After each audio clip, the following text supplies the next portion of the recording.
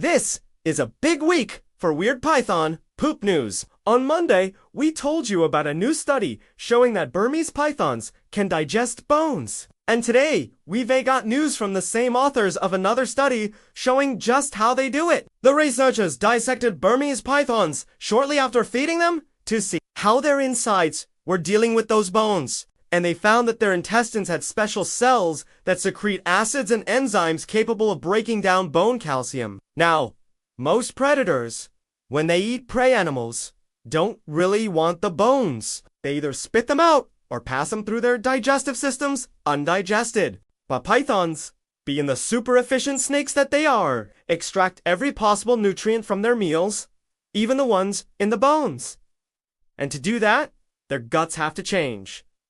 A lot. The researchers found that after a meal, their digestive systems undergo a massive restructuring. Their organs enlarge by up to 100% to process these giant meals, then shrink back down to their normal size afterwards. And what's more, they found that the cells responsible for this bone-dissolving process are extremely similar to our own osteoclast, which are the cells that break down bone tissue as part of our normal bone healing and metabolism. These cells normally keep our bones strong and healthy by dissolving old bone tissue and making new bone tissue in its place. But in certain situations, like if you have osteoporosis, these cells go a little too crazy and end up dissolving too much bone tissue and not enough new bone tissue, leading to weak and brittle bones. So these cells are normally really tightly regulated. If they get too active, that's bad. But the researchers found that in these pythons, the bone-dissolving cells in their guts